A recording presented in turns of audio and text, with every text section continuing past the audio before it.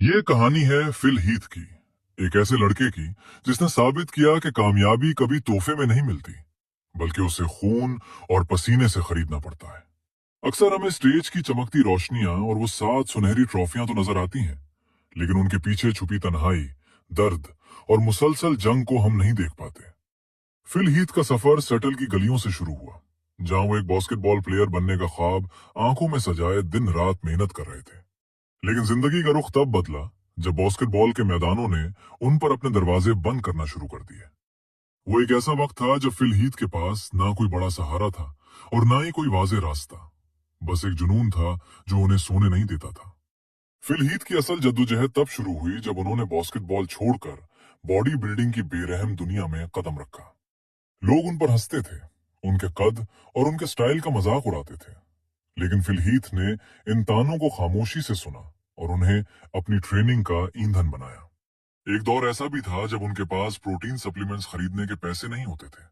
वो दिन में 3 मुख्तलिफ नौकरियां करते ताकि अपनी खुराक पूरी कर सके। रात के अंधेरे में जब दुनिया सोती थी, फिल हीथ जम के कोने में लोहे से बातें करते थे, क्योंकि वो जानते थे कि उनका मुकाबला इन देव कामत पहलवानों से नहीं, बल्कि उस गुर्बत और उन हालात से है जो उन्हें नाकाम देखना चाहते थे। 2011 में जब फिल हीथ ने अपना पहला मिस्टर ओलंपिया टाइटल जीता, तो दुनिया को लगा कि अब सब कुछ आसान हो गया है, लेकिन हकीकत इसके बिल्कुल बरक्स थी। जब आप दुनिया के सबसे बुलंद मकाम पर पहुंच जाते हैं, तो हर कोई आपके गिरने का इंतजार कर रहा होता है। अगले 7 साल तक फिल हीथ ने जो जहनी दबाव और जिस्मानी तकलीफ बर्दाश्त की, वो कोई आम इंसान सोच भी नहीं सकता।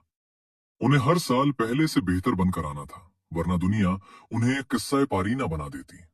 उनकी पीठ में शदीद तकलीफ, हर्निया के खतरनाक ऑपरेशंस और स्टेज पर खड़े होकर मुस्कुराने के पीछे जो अजियत छुपी होती थी, वो सिर्फ फिल हीथ का दिल ही जानता था।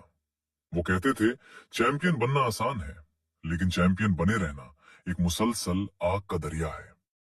फिल हीथ की ये दास्तान हमें सिखाती है कि द गिफ्ट का असल मतलब अच्छे जीन्स नहीं है, बल्कि वो हिम्मत है जो आपको तब उठाती है जब जिस्म जवाब दे चुका हो। उनकी जिंदगी का सबसे कठिन दूर वो था जब वो अपना टाइटल हार गए और दुनिया ने कहना शुरू कर दिया कि फिल हीथ का दौर खत्म हो गया।